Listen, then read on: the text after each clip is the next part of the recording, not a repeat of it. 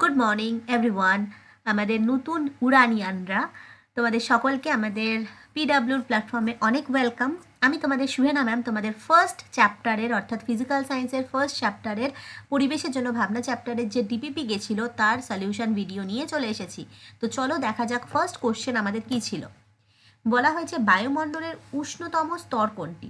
তো বায়ুমণ্ডলে যে 5টি স্তর রয়েছে তার মধ্যে আমরা জানি যে এক্সোস্ফিয়ার স্তরের উষ্ণতাটা কিন্তু 1600 ডিগ্রি সেন্টিগ্রেডের কাছাকাছি।